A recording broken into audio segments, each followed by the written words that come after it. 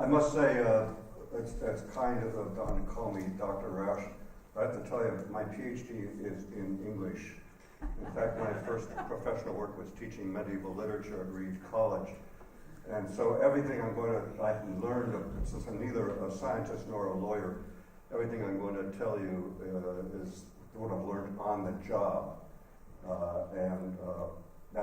So tonight I'm going to be focusing on things I've personally learned in my career, which I think hope give us an insight not only into the history of the last half century of conservation, but upcoming needs and opportunities as well. I've got 3 themes tonight. Theme 1 is that we're in trouble because the planet's in trouble. And the planet's in trouble because of 3 interrelated global problems. I'll call them tonight the big 3. They are climate change, population growth, and a loss of biodiversity. Theme 2, there are solutions to the big 3, but there are underlying social and political and economic issues that are preventing us from applying those solutions. Theme 3, you can help.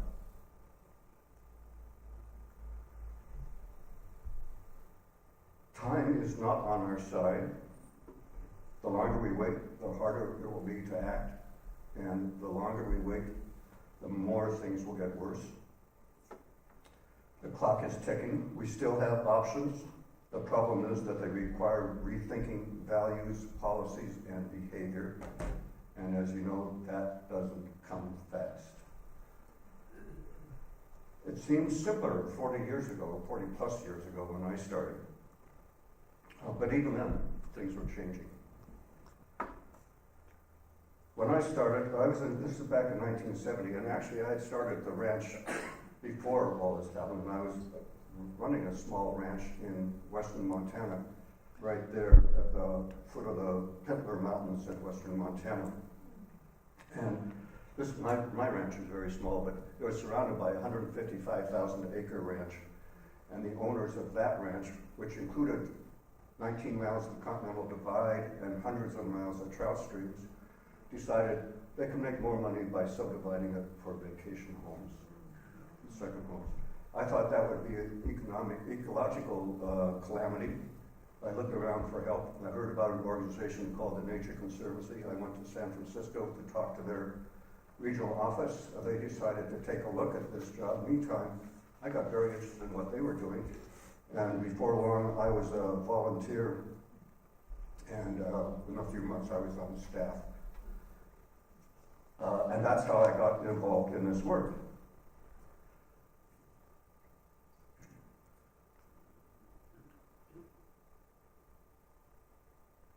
Although the work was complicated, the essentials in those days were very simple. And this is it. Someone has to care enough about something to take action. They have to persuade others to work with them, and those people have to collaborate effectively to make it done. And that really is the basic formula for conservation. It's true then, it's true now, but as I'll explain, the details have changed considerably since then.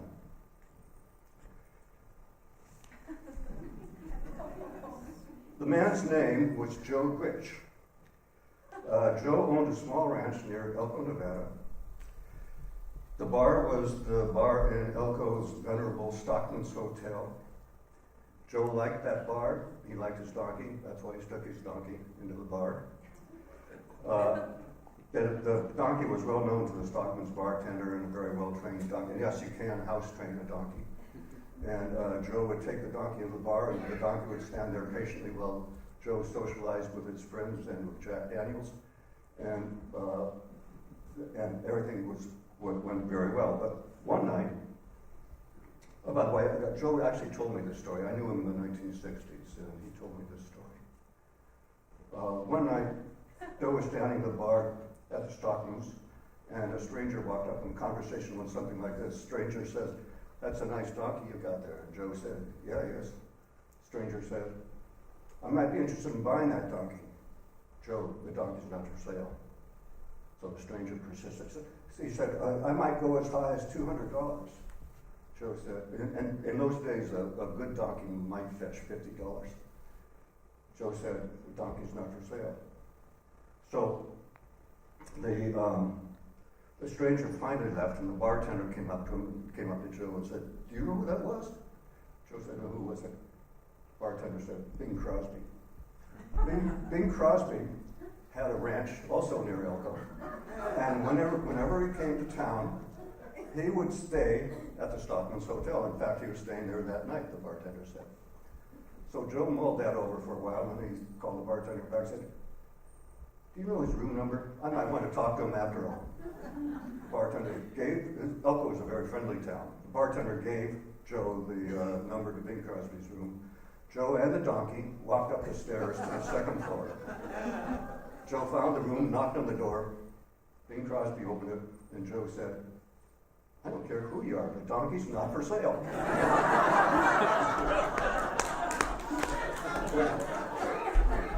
When they got back down the stairs, the donkey balked at walking down the stairs, so they took the elevator.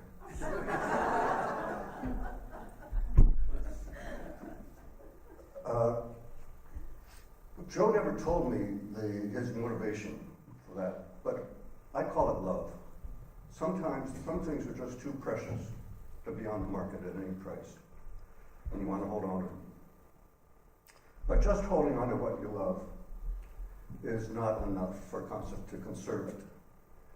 It really does take a community for long-term conservation, or conservation in perpetuity, hopefully. It takes a community. In Indiana, a spring is called a rise. Orangeville Rise is one of the largest springs in the Midwest. The rise and its watershed are now a state nature preserve and a national natural monument. None of that would have happened except for a widow who made a decision. I knew her as Emmy. She owned 450 acres that held the stream flowing from Orangeville Rise. Emmy had little else to her name. She could have sold that stream, which was a target for subdivision. She could have told it and made a lot of money to be set for life. But instead, she decided to give it to the Nature Conservancy. There was a dedication ceremony when all that happened to register this, and as then Chief Operating Officer, I flew out from Washington, D.C. to attend that ceremony. There on the ground, there were lots of friends of the Rise, and on a grandstand, a temporary grandstand, were dignitaries who were there to give speeches and recognize them. Only one person, an important person, was missing, and that was Emmy. So she had chosen not to come. So after the ceremonies, I found somebody who knew her and asked that person to take me out to her home. She lived in a mobile home on the edge of the property, and we had agreed that she could live there for the rest of her life. She came to the door, invited me in, we sat and talked. She said she had 3 reasons for making her gift. One was that she loved the place, the Rise and the stream, and she wanted to stay that way forever. The second was, this was 1975, and the next year was the nation's bicentennial. She wanted to do something for her country. And the third reason followed from the first 2. She said, I can still remember, she said, it makes me feel clean, clear through. So I call that love. I can put that in the category of love. But it did take a community. It took those people, the Friends of the Rise who were there on the ground, and the politicians, and the agency people, and the scientists who were on the stand. It took all of them to make this happen. And it took an organization like the Nature Conservancy.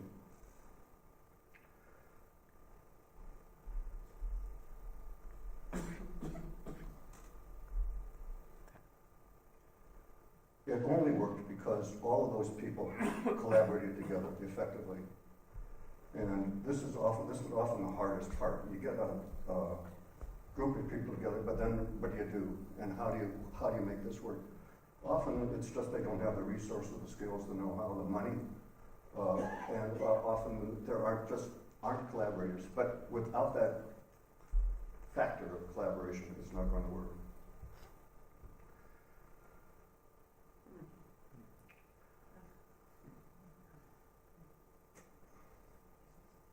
This was the 70s. Things were changing. Sprawl.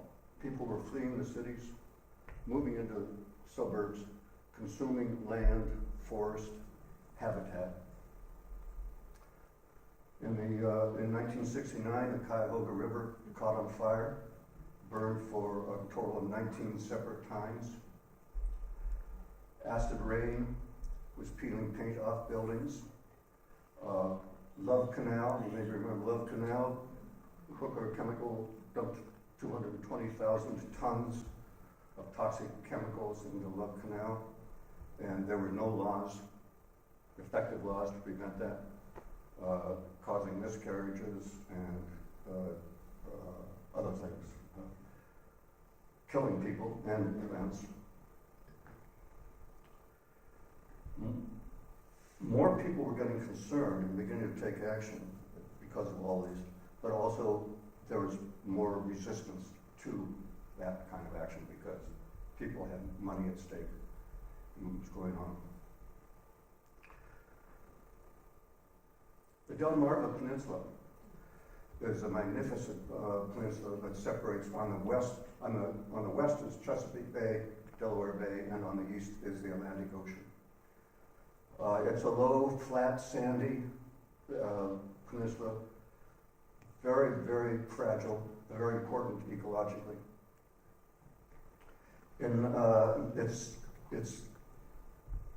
It's protected from the punishing Atlantic waves by a string of islands along the east called the Virginia Barrier Islands, which take the brunt of the waves from the Atlantic. In the 1970s, those Virginia Barrier Islands were in danger.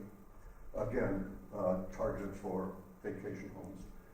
They looked like very lucrative sites, and they were. They would have been a great place if you had a home on one of those islands. But it would have damaged a very fragile and important ecosystem. At the Nature Conservancy, we decided to try to do something about that, and we set our sights on a very ambitious goal, which is to buy the whole island chain. We started by buying a few parcels. Things were going pretty well. And then we hit a snag. We decided to go after the strategically important Wetumpka Island, which is towards the top of that chart there, the map there.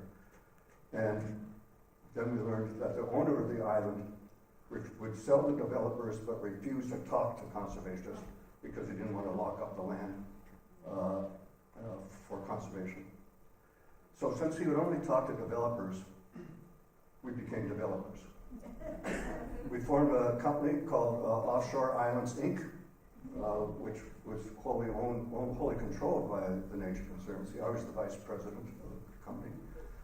And sure enough, then he would talk. Our lawyer talked to his lawyer, and his lawyer said, sure. So we bought the island, and then we transferred, then the company transferred the island to the Nature Conservancy, and we dissolved the company.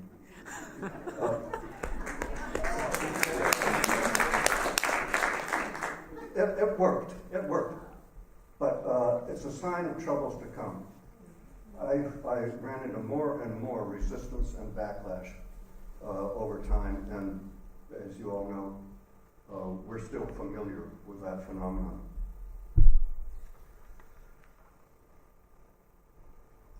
But now, excuse me, I'll go back. There's Tom, but first, the Conservancy, I have to say, the upshot of that story is that the Conservancy still owns 14 of those islands, 14 miles of islands along there. Up at Wetumpka itself, the Conservancy still owns half of it, and the other half is part of Chincoteague National Wildlife Refuge. So it was completed.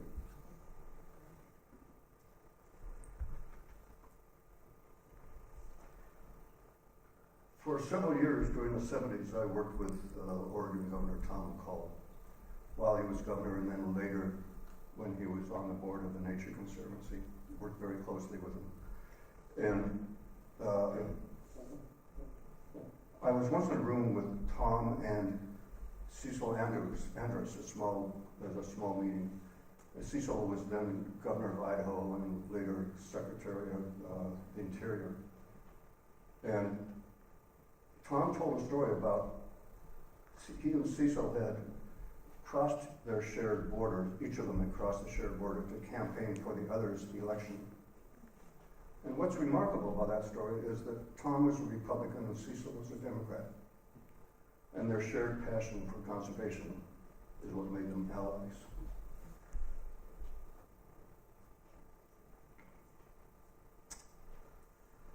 In the early 1970s, Republican President Richard Nixon signed the National Environmental Policy Act, the Marine Mammal Protection Act, the Endangered Species Act. He persuaded Congress to create the Environmental Protection Agency, the EPA. In 1974, he proposed the Safe Drinking Water Act.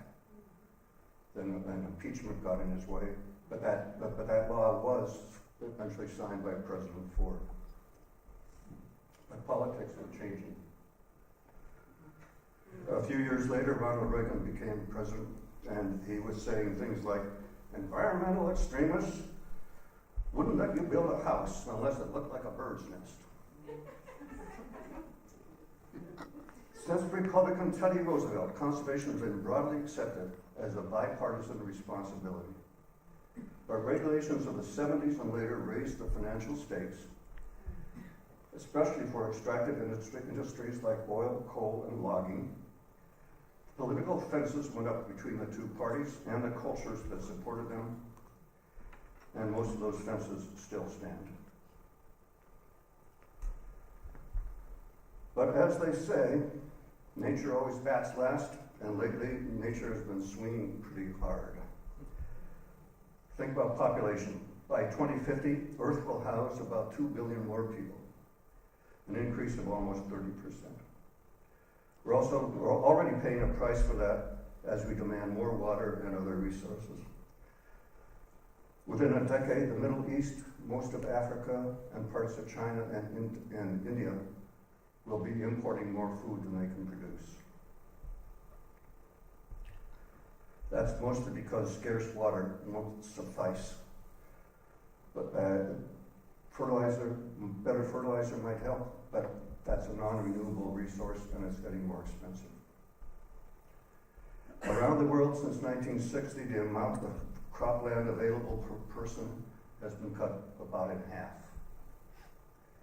As the population grew, arable land shrunk. Much of the remaining land is becoming less productive, mainly because of intensive farming and wind erosion. Fertilizer helps again, but relies on non-renewable resources. Biodiversity, the interconnected web that supports us all.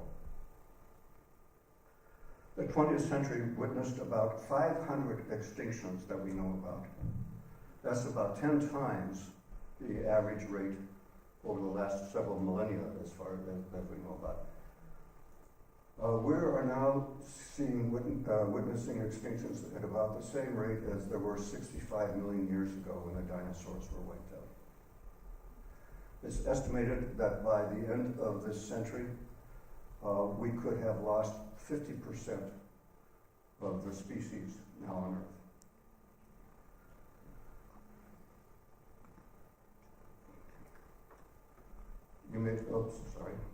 Not yet. Climate change. According to NOAA, you've probably heard that 2014 was the hottest year on record. In fact, 14 of the 15 hottest years on record occurred in the 21st century. Since we're in yachts, let's talk about oceans. Climate change could raise sea levels by 15 feet within 100 years. By the end of the century, rising seas will be eroding coastlines. They'll be flooding wetlands and coastal plains, injecting salt water into aquifers. Over 200 million people now live less than 15 feet above sea level. 2/3 of the world's cities with populations over 5 million are completely or partly less than 15 feet above sea level. Hundreds of millions of people, those people will be displaced. Where will they go? A lot of them will go to higher and drier land, which is already stressed by overpopulation often. They'll be demanding living space, important habitat, and again, cropland. Still, it's conceivable that none of this will happen. It's conceivable that the Earth is kind of a self-correcting system, and we might not reach those population levels. In fact, our population might be reduced by war for habitat and other important resources, or disease, pathogens, or starvation. That's most ecologists agree that we have already outgrown humanity's carrying capacity on this planet. So, as I say, nature bats last, and we'll have to see what happens.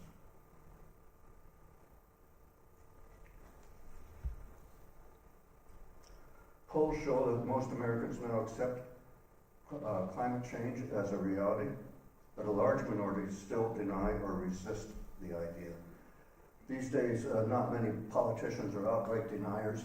Most of them duck the issues by saying, I'm not a scientist. But at least Senator James Inhofe of Oklahoma doesn't duck the issue. He's still saying that human-caused climate change is the greatest hoax. And Senator Inhofe is now the new chairman of the Senate Environment and Public Works Committee. He'll have opportunities to act on his convictions. He's already forced a vote on Keystone XL pipeline, and he's vowed to open wilderness to drilling, to roll back clean air standards, and to defund the EPA. But even when people accept that the threat of climate change is real, or population growth or biodiversity loss are real, the reaction is often despair. Yeah, it's bad, but what can I do about it? In a book titled Boom, Tony Horwitz wrote about his travels along the proposed route of the Keystone XL pipeline. And he talked to people along the way. For me, the big lesson was that he heard a lot of people say, yes, I've heard about the problems that the pipeline might cause, including contributions to global warming. Still, the only alternatives they could imagine would jeopardize the economy and their jobs. He quotes a North Dakota truck driver from the Williston Basin in North Dakota, who summarized the trade-off saying, "This industry is giving me a future, even if it's a short one, and we're all about to toast it together." Now, the truck driver's logic is understandable because he is surrounded with media reporting the benefits of the pipeline, but probably no one was pointing out that alternative energy projects could actually create more jobs than the pipeline could, higher paying jobs, and jobs that would last longer.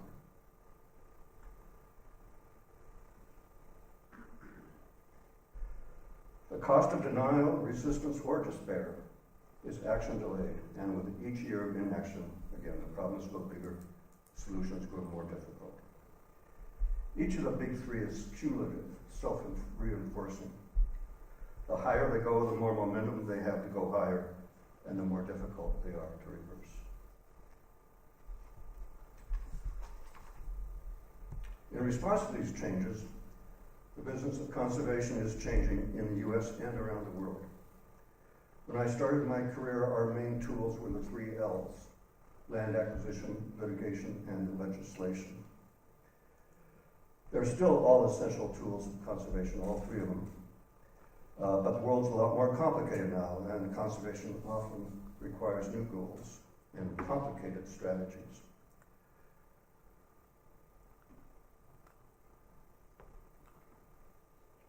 40 years ago, conservation threats were clear-cut, and so was the solutions. We dealt with immediate problems. And important places for sale, buy it. A law doesn't exist, draft it and try to pass it. Laws being broken, sue the bastards. We need to continue to do all those things. But now we also need to deal with the ultimate causes. Until we deal with the underlying issues, we'll spend most of our time fighting recurring skirmishes. And as the earth gets hotter, flatter, and more crowded, in Tom Friedman's words, the skirmishes will multiply and grow nastier. So the question is, if the threats are so important, why are we having so much trouble doing something about them?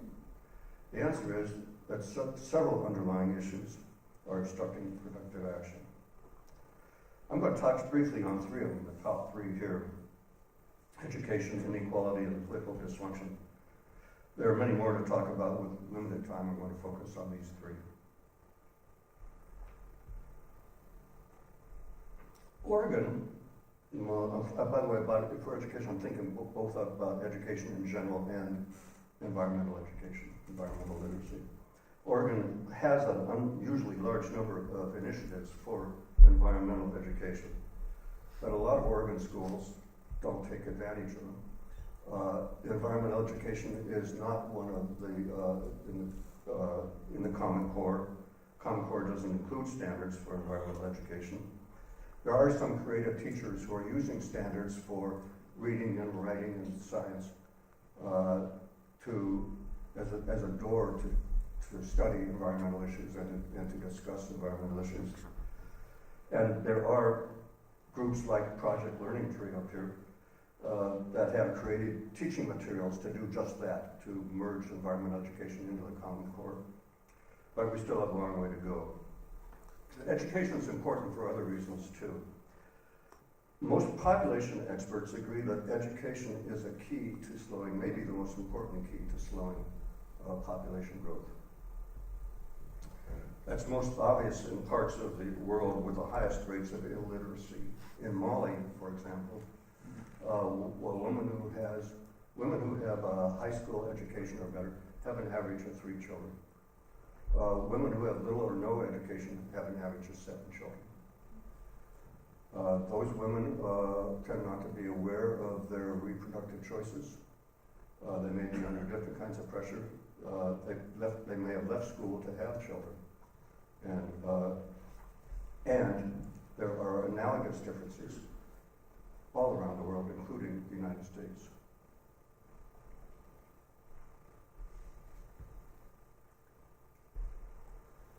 The medium-range jobs that were lost in the last recession were replaced largely either by minimum wage jobs or by management positions that required a college degree. The income gap between the bottom 50% and the top 25% grows rapidly every year. Less widely understood are the environmental impacts of inequality. People in poverty or earning minimum wages often live in environmentally dangerous neighborhoods. Usually those are the only places that they can find a place to live, but they're also the first places where society dumps its trash and pollutants, and they're the last places to get cleaned up. And think again about environmental literacy. According to Oregon's Department of Education, in the 2013-14 school year, about 20,000 students in Oregon schools were homeless. Oregon now has twice as many homeless students, K-12, as it did 10 years ago. And now if you're uncertain about where you're going to get tonight's meal, or you're worried about your family's welfare, or you're moving from place to place, studying is not at the top of your priorities. In 2012-13, homeless students passed about 2/3 as many tests as the general student population.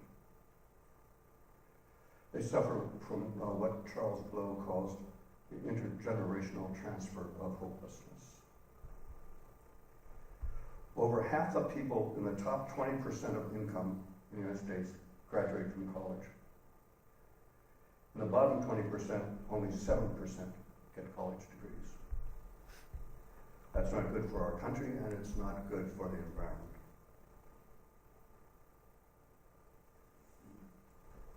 We're breaking records these days.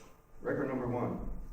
Because of gerrymandering, we have more congressional districts with a record high concentration of one party or another than we have in at least the last 140 years.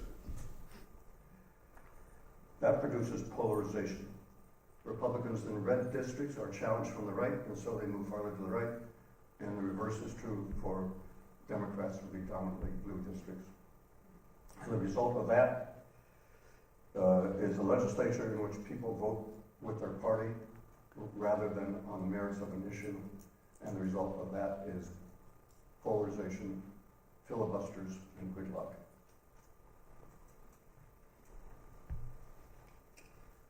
Record number 2, economic inequality. Oxfam recently predicted that by 2016, the richest 1% of the world's population will own over half the world's wealth. And while the bottom 80% collectively will share less than 6% of global wealth.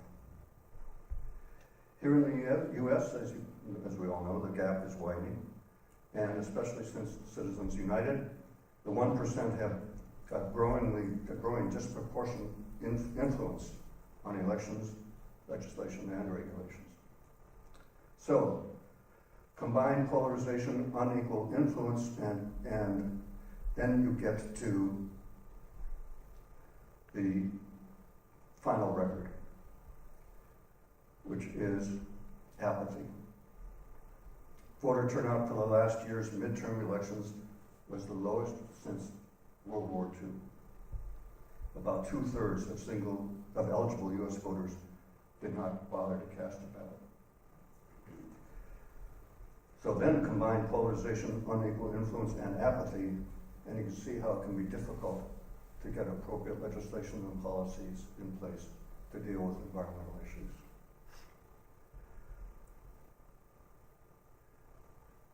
In many ways, there's a new world for conservation. The number of tools for environmental work is larger than ever, but the path to sustainability is not going to be easy. Let's take a look. When I was president of the Wilderness Society, our core value was keep your hands off wilderness. We fought hard to keep human inventions and human interventions out of wilderness areas. But now climate change is invading wilderness and deconstructing it. And somehow, in many cases, the old rules aren't quite so applicable. For example, in high elevations, in the west especially, in many wilderness areas, plants and animals are threatened by warming. Species that live on the mountains are beginning to move higher up the mountain, and species that are near the top, like butterflies and mammals like pikas, this alert little guy here, marmots, don't have any place to go. So there's a move now to intervene in wilderness areas and take some of those species to more appropriate habitats. Another example, the drought-resistant lodgepole pine trees are invading wilderness areas in Yosemite and Sequoia National Parks. They're replacing giant sequoia trees. One proposal is to intervene again and irrigate the sequoia trees. Problems like these are appearing throughout the federal wilderness areas. The Wilderness Act does allow human intervention in order to save a species or habitat. But wilderness advocates worry about opening the door to abuse. It's a new world. We have to rethink these values. And private land trusts, by the way, is facing similar problems. Private land trusts, like the Nature Conservancy, that have bought habitat for endangered species, are finding the species leaving the habitat, and they're still there with the land, but the species isn't there anymore. So Stay tuned for that one. Another change, making things complicated. 40 years ago, most people viewed my conservation work as interesting maybe, but kind of an outlier, not really particularly relevant to their pursuits. That's changed for sure. Many people see reason now to be much more active, trying to influence environmental policies and actions because the stakes have now obviously much, much higher. The growth partly comes from the growth of the conservation movement, with more money, more people, and more influence. And so interested parties, both pro and con, are getting interested and seeing their own lives affected and want to either help or get in the way.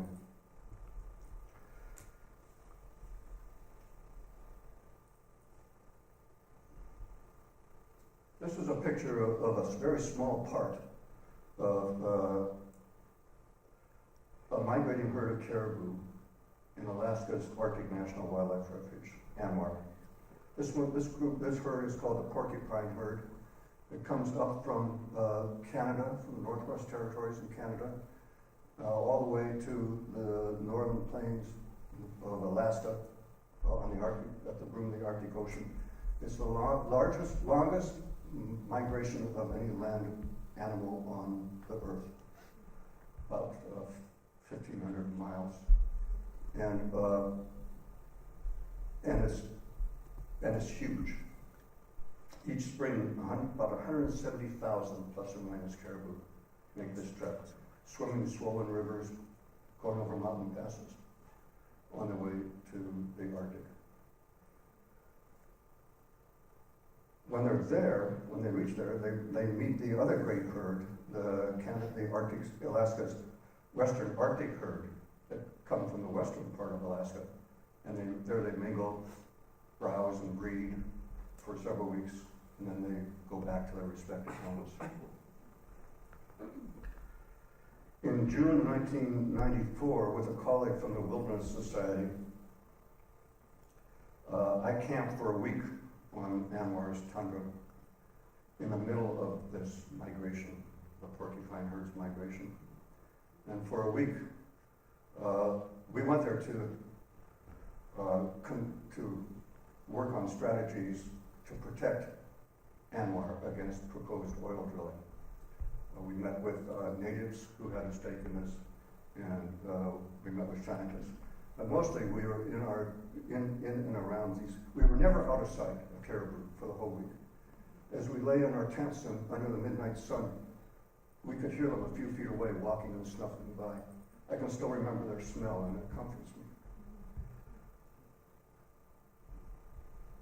Caribou exist in countless numbers all around the world, so they're not considered particularly endangered. But that could change. In 2014, Alaska Fish and Game reported that the Western Arctic herd had lost 100,000 members in just 2 years.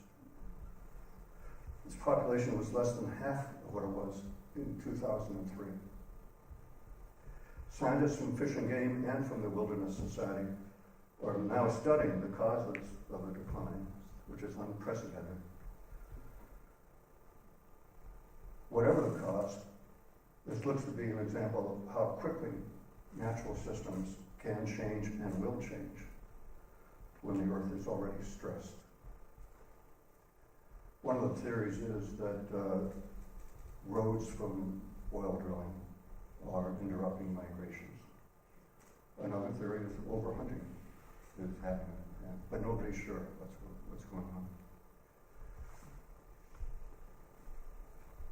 So the big three are going to affect us in here in the Northwest in diverse ways. We'll feel direct impacts and we'll feel indirect demands from other parts of the country and the world.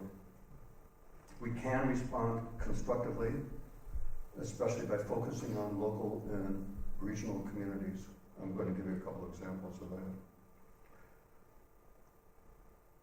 Anybody knows what this is?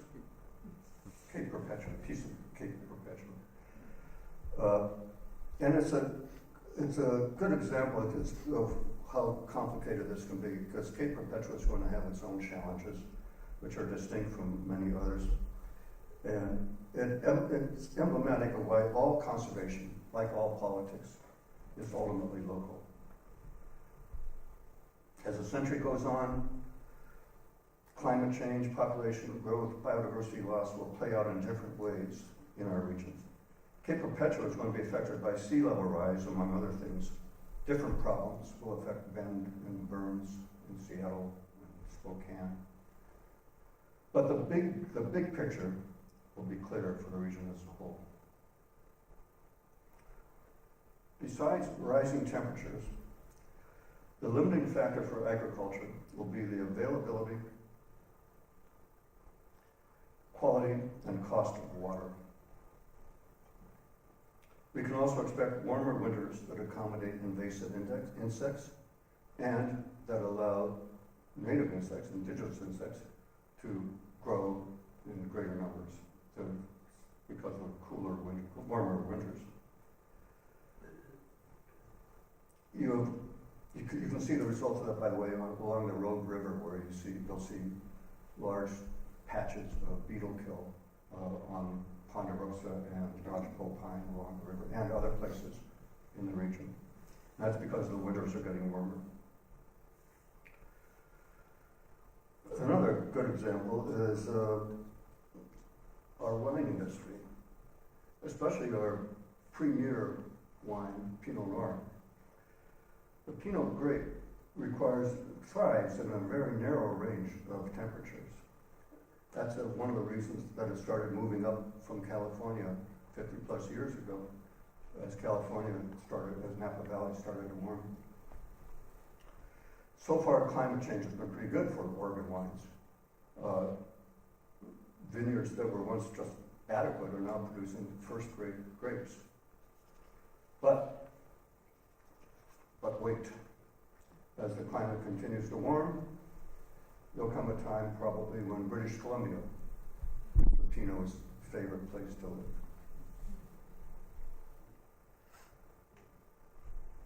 live. As the future desert in southwestern U.S. expands northward to the Pacific Northwest, our area will be an increasingly attractive refuge for people seeking a better climate. The migration might already have started. Every year, United Van Lines studies customers' migration patterns state by state.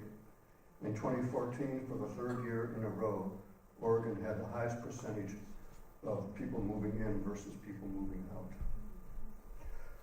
Oregon's Office of Economic Analysis predicts there will be about 5.4 million Oregonians in 30 years, an increase of about 35%.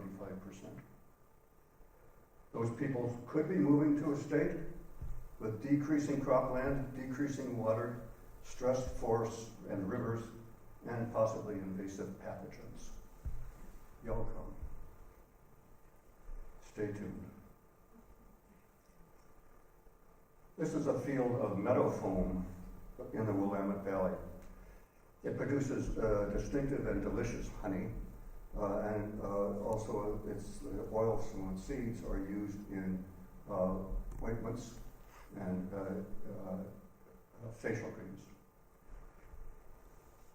It's a hybrid of a regular plant called meadow foam and another plant, an endangered plant called woolly meadow foam. And we get this hybrid of the two varieties of meadow foam. You have a plant that does very well in the poorly drained soils of the Willamette Valley, and you get a plant that doesn't require annual burning. Unfortunately, this hybrid won't reproduce itself. You have to have a constant source of the woolly meadow foam to make us all this work. Woolly meadow foam now exists in southern Oregon, Northern California. It's right in the path of industrial and residential and commercial development. And there's a good chance that if nothing is done, it's going to be wiped out. We will have lost this hybrid forever.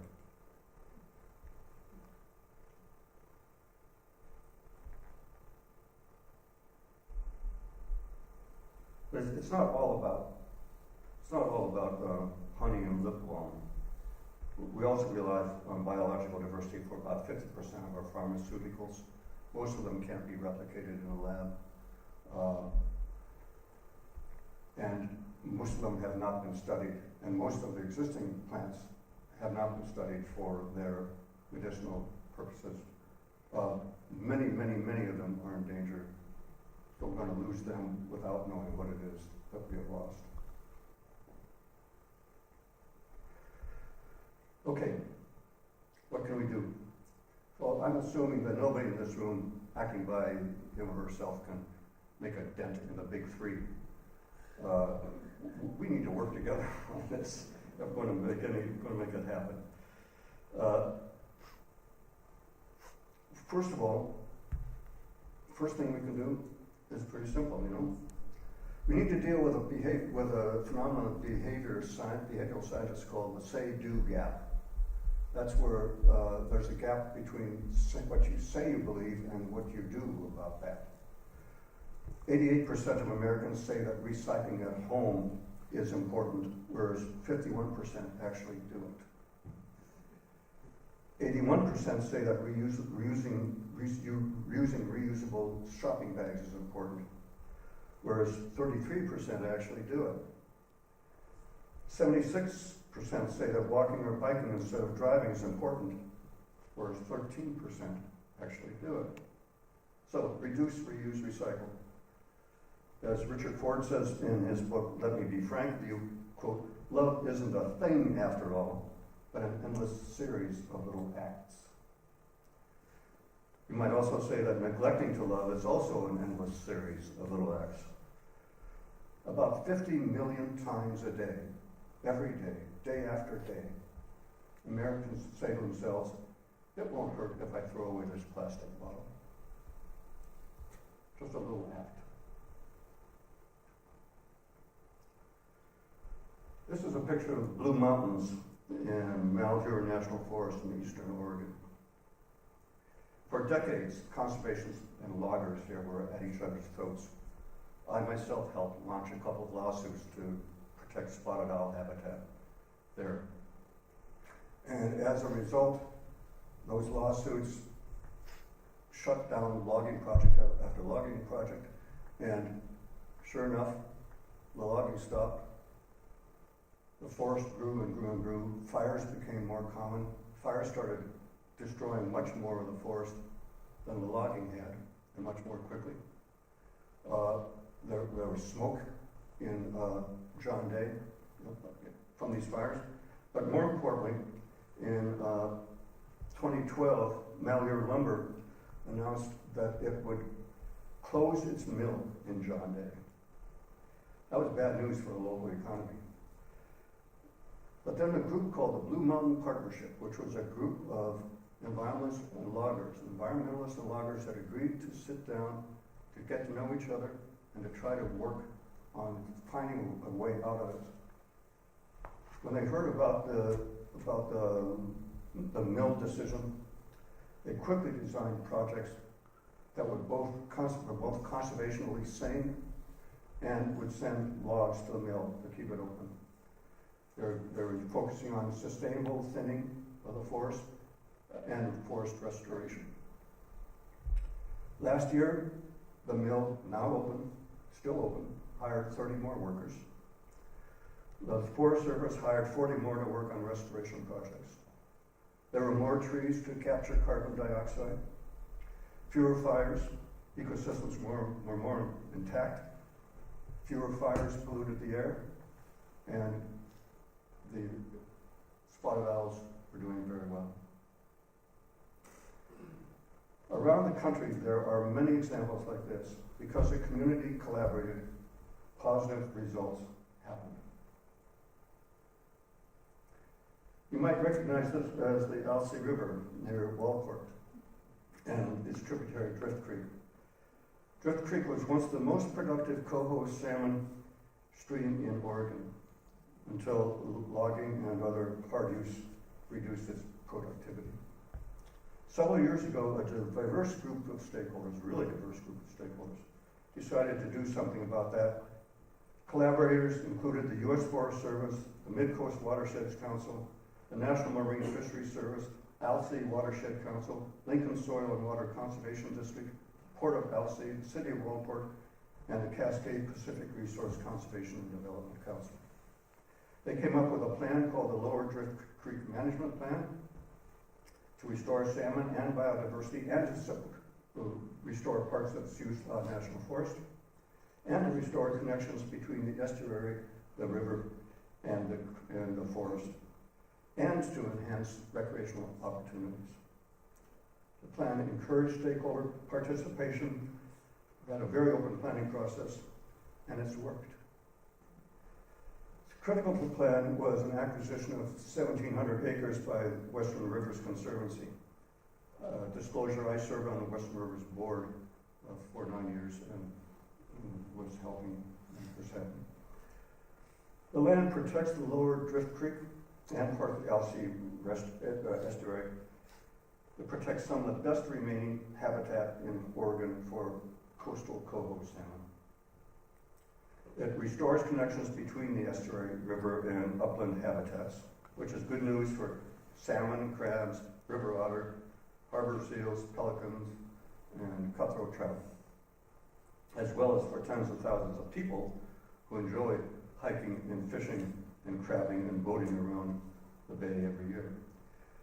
Western Rivers has now transferred the property to Siuslaw National Forest, and they've restored the lowland meadows for elk and other species. And on the upper slopes, they're replacing scrub and blackberries with native spruce. But the story doesn't end there.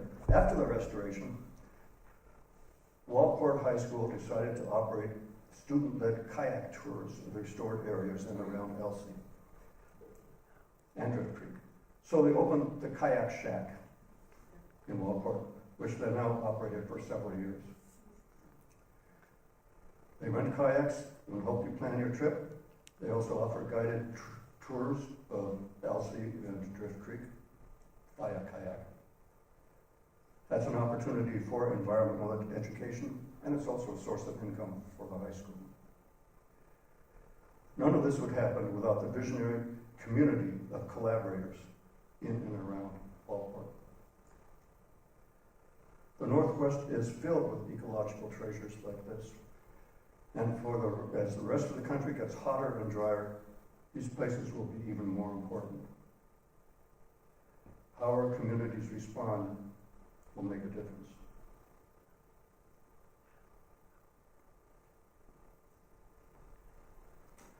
We need to understand how government works and how we can effectively weigh in on policy decisions.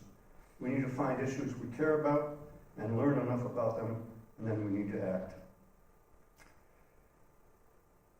In a divisive and litigious society like ours, if you're not lending your voice to the process of passing and administering laws, then you're handing the future to other people.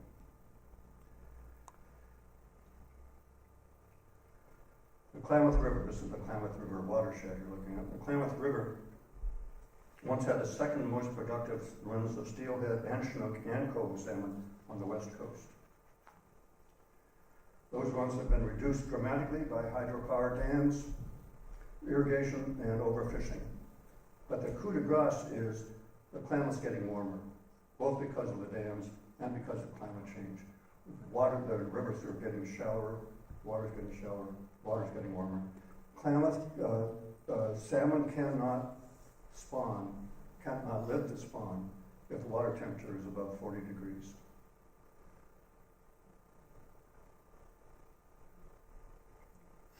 Luckily, the salmon have Blue Creek, which is a major tributary near the mouth of the salmon in Northern California.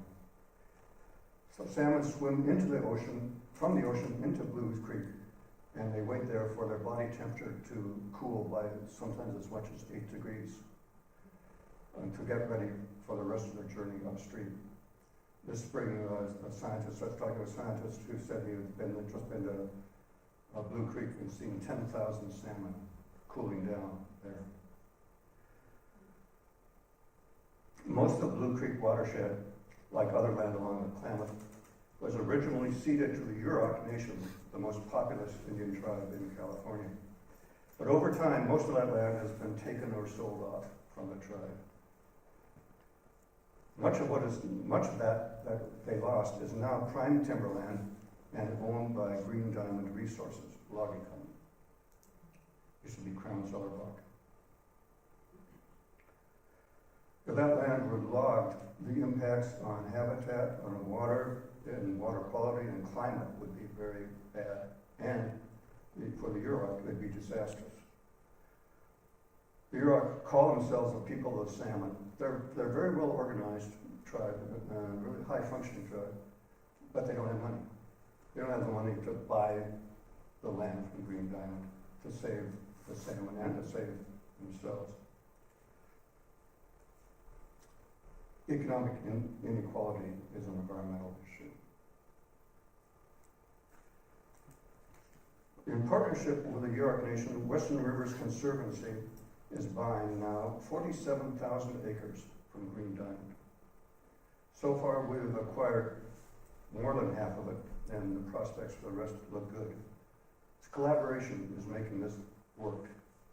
The Yurok are deeply involved. Green Diamond has been a good collaborator and a very patient seller. But a critical part is a federal program called New Markets Tax Credits. Its purpose is to spur new economic activity in low-income communities, and the Yurok certainly qualify for that. It provides tax credit incentives for investors in qualifying entities called Community Development Entities, or CDEs. Western Rivers formed a for-profit CDE called Western Rivers Forestry. A Yurok leader is on its board. The regulations for CDEs are complicated, but to summarize, the CDE receives investments in a qualified business in a low-income community. In our case, the qualified business is sustainable forestry conducted by the Yurok. A collaborating fiduciary, in this case U.S. Bank, works with investors who buy low-income tax credits, and they can then use those for tax relief. Western Rivers Forestry will use that money from those investors to buy the land from Green Diamond and then transfer it to the Yurok. That land will provide jobs for the tribe for sustainable forestry on a small portion of the land. The major outcomes will be secure habitat for salmon, new and sustainable sources of income for the tribe, and the repatriation of 47,000 acres of tribal land, most of which the Yurok will conserve in perpetuity as a tribal park.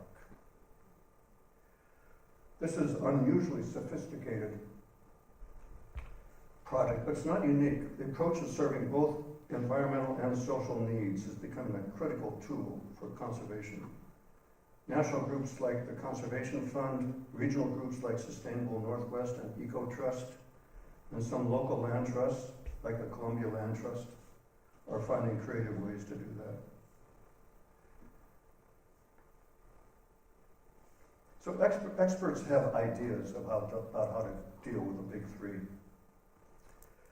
Lack of ideas is not the problem, nor is lack of money the problem. Denial, resistance, and apathy are the problems, and feeding them are educational, cultural, economic, and social and political issues. About population, experts agree the most important thing to do around the world is to educate and empower women and make contraceptives readily available. About climate change, solutions include reducing greenhouse gases, enacting policies like carbon taxes, and conducting international agreements like the one we recently signed with China. Meanwhile, we also have ideas for adapting in the near term with changes through climate change, with new ideas for architecture, agriculture, and land use planning.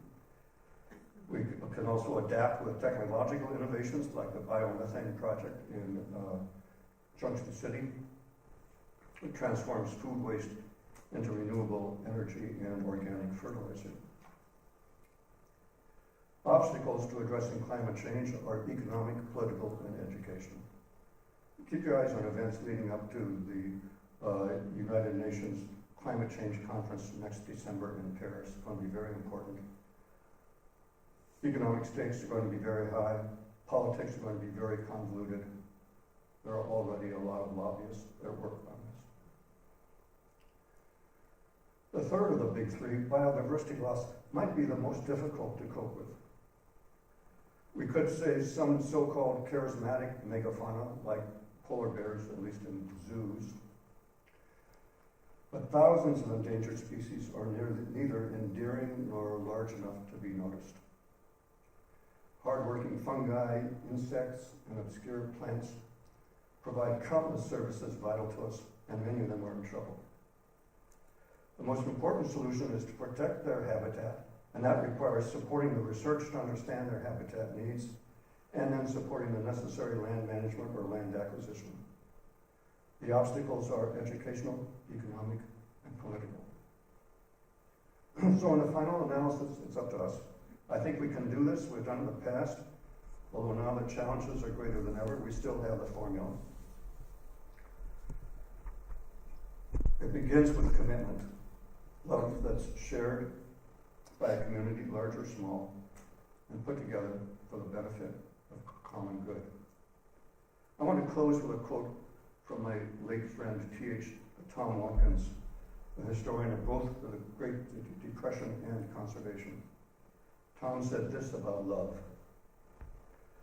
Love is a powerful tool, and maybe, just maybe, before the last little town is corrupted and the last of the unroaded and undeveloped wildness is given over to dreams of profit, maybe it will be love, finally love for the land for its own sake and for what it holds of beauty and joy and spiritual redemption that will make wilderness not a battlefield, but a revelation. Thank you.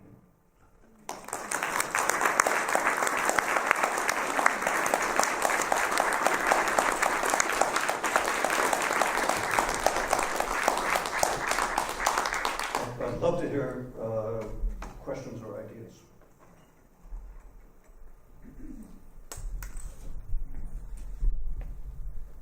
Or we go out for beer.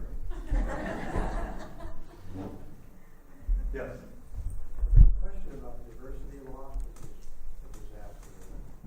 Are microorganisms ever measured and considered in that metric or not? They are, although as you can imagine, they don't get a lot of attention, but they certainly are, yes. There's so much to learn about. I'm speaking as a non-scientist, but scientists tell me, they've just begun to understand how that web all connects and what's in danger and what isn't. But that certainly includes microorganisms.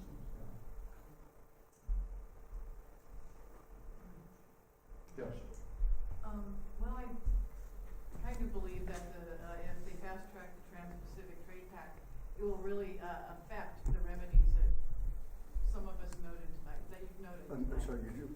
If they fast-track the TPP, the Trans-Pacific Trade Pact, will make many remedies. It will make it very hard to do some of these things you've been talking about. What do you think will happen?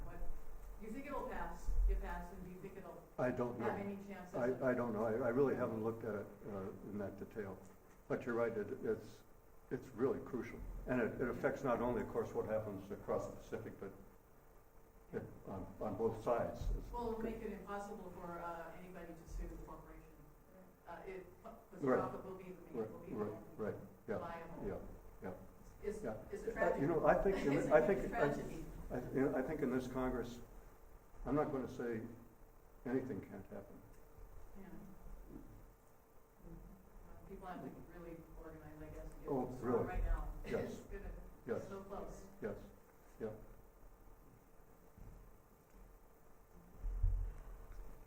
Yeah. What I keep saying is that it's like the problem with organizing people is that so many people are so involved in survival today. That's true, and that's one of those underlying issues, both about economic inequality and about education.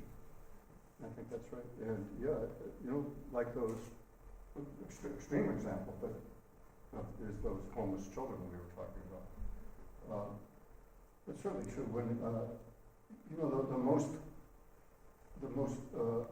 since the Great Recession. Now, the most common jobs are personal care which often means, cutting my hair, and truck drivers. And those are not high-paying jobs, and those people have a lot of other things to worry about than I do about some obscure plant half a globe away. Yeah, that is these underlying problems are really. We need to work on both the big three and the underlying problems. We need to find ways to do that.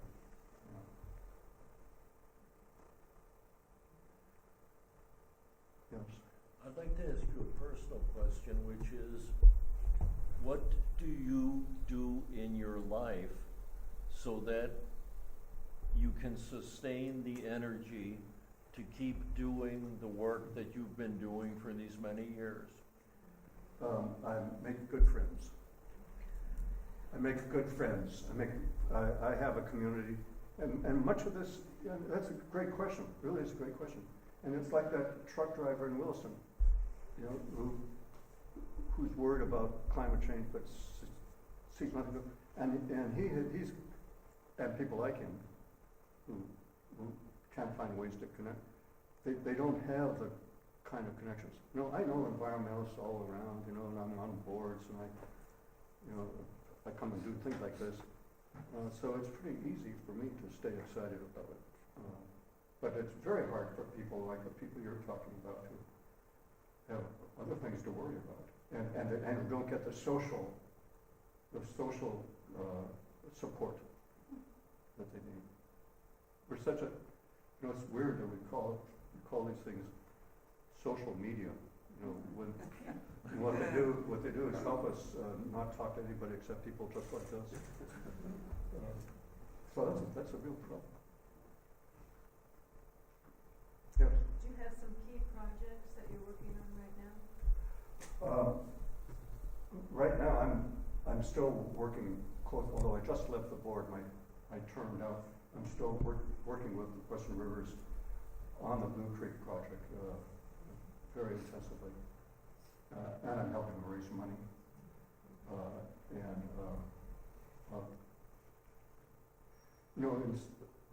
I've had a lot of jobs, and maybe I can't keep a job, but in 77 years, you have lots of time to change your mind. But this is one, and so I'm retired. My wife Joyce and I just retired from our consulting work. But this thing never leaves you. So I'm going to continue to work as a volunteer and do whatever I can. Yeah. Yohannes River is the source of water for the majority of the town here. Excuse me. And we've just lived here the last 2 years, and last year they clear cut the entire backside of the hill, clear down to our watershed department place. You can see on photographs the little building is being clear cut down. What are the first steps that we should take to start preserving the Yohannes River?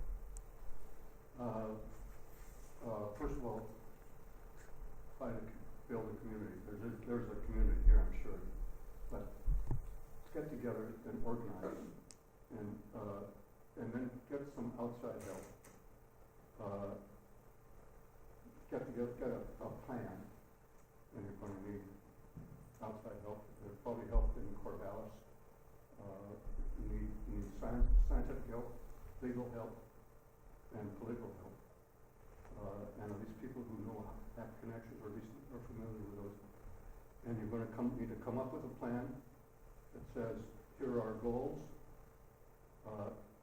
here are the obstacles to achieving those goals, here are the resources we have for overcoming the obstacles to achieve the goals, and here's what we plan to do to use those resources to achieve the goals. And you need that plan because you're going to have to go out and get help with people who are already being asked by many people for help. You're probably going to have to raise money. At least it's a good idea to think about raising money from foundations or elsewhere. You need to come in with a plan. You need to come in, if you're going to talk to any agency people, you're going to have prove that you've got a plan. So those are the first steps. but get some scientific and legal help for sure. And I don't know any of the particulars. But no, so you have to tell me what the goal is. Is the goal to buy the land or whatever? But those are the first steps. Get together and get a plan. Figure out who can help you and how you can. Why would they help you? Figure out, understand them well enough to know why they would help you, and then say, here's why you should be interested. Here's how this can help you too if you help us. Yes. I'd like to just say thank you for coming, because in your work, your previous partner, Nature Conservancy, Western Rivers, so I'm fortunate enough to be part of those circles as well. So we just completed a few years ago a big project that was over 30 years in the making, and the Nature Conservancy was the final partner for that land acquisition. So if you're driving south, you cross Big Creek as you head towards the lighthouse down there. That was a fight, defense and offense, for over almost 35 years. And we hit the home plate last year. That's great. And Nature Conservancy was the one who helped us out. Oh, good. In the community around here, Eugene. And then the Western Rivers in Allison Bay, we were a part of that Oh, circle. great. So I thank you for those organizations that you work with. I thank them too.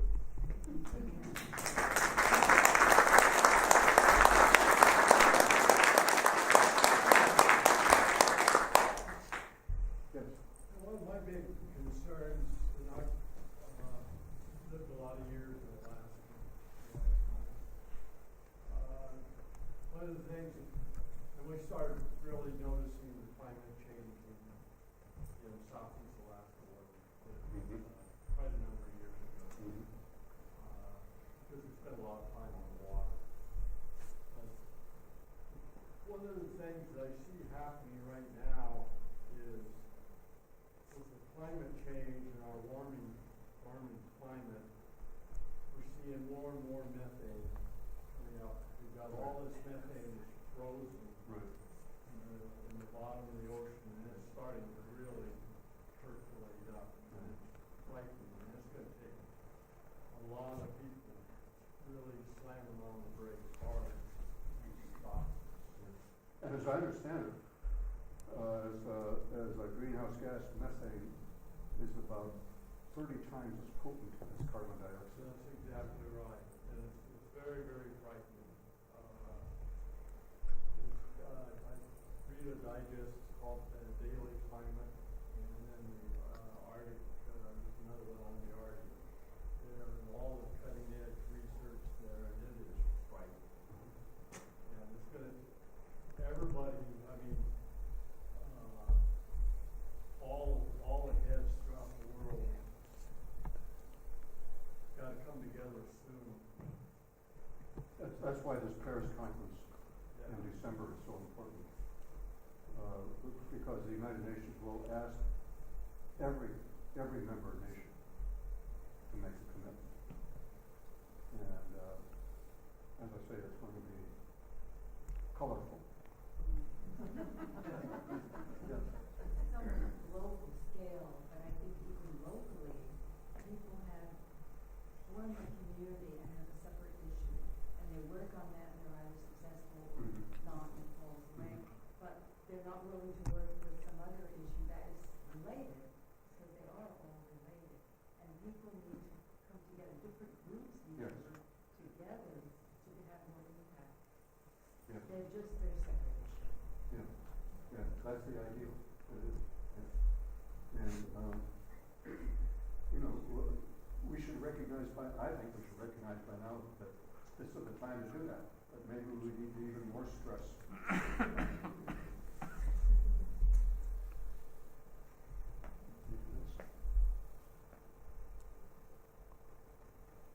Well, thank you all very much.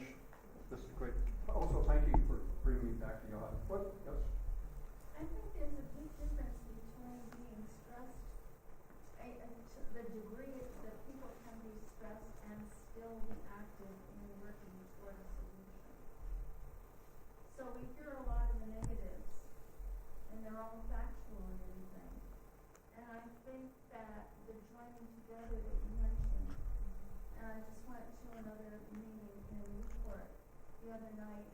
mostly reversing some of the decisions that have come through the courts.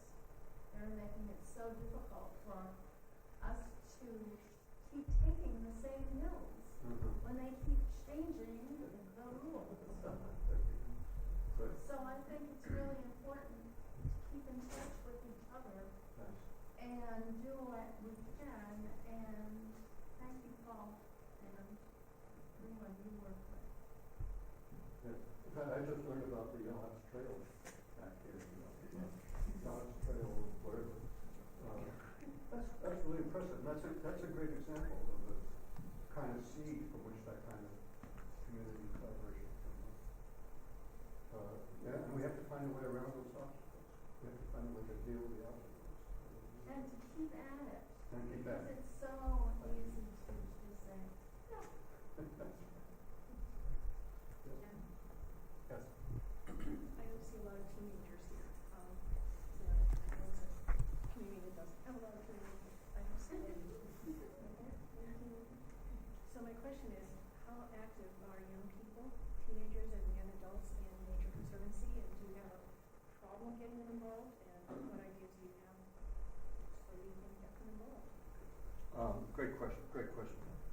I don't know the facts, but my understanding from anecdotes I hear is that there's a lot of interest in the people who were born, say after 1999.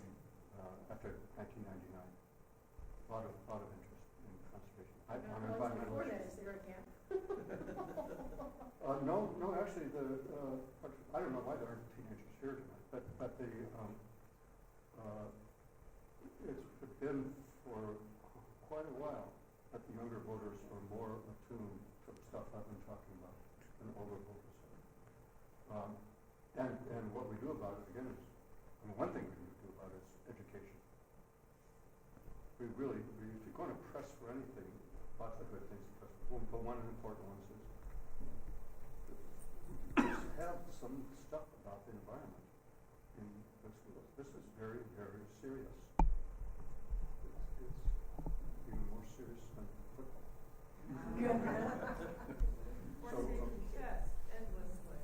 We need more place-based education, and it needs to be fun.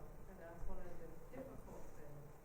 The school districts who are mandated, I'm sorry to say, and teachers, creative or not, they usually end up looking to community members and artists to do those types of activities, and it's outside of the school system. Yeah, that's right. That's a real problem. Yes. As an environmental educator, I think getting the young people outside into the environment is so important, not just in the classroom learning, but experiencing and learning to love what they're involved with in the natural world. Is there an outdoor school here? I'm retired. I'm from Pennsylvania, Oh, where I was oh, an environmental educator. I'm sure I don't know how much Cape Perpetua does, or some of the, I worked at a nature center in Pennsylvania. Is she right? Joyce and I once did a couple of years planning a project for the Conservation Fund. We call it the Conservation Leadership Project, where we did a lot of leaders and tried to discover what made them tick and how we can help them. But one of our questions was, how can we bring up new leadership? And we had once we had a focus group with about 12 national leaders of conservation. And we asked them, how did you get interested in conservation? Every one of them said, had some version of the story, when I was a kid, an adult took me fishing or hunting, hiking, or whatever. But there was always an adult who took me as a kid, and that's where I learned a lot. So it's really hard. It's not impossible. It's hard if you're already 30 years old to get that kind of immediate grasp on what we're talking about. So thank you for doing that. For doing what you're doing. It's wonderful. I enjoyed it immensely. For 15 years. Yes. I have another question about wilderness and your discussion on interfering in wilderness. Mhm. I worked in the wilderness area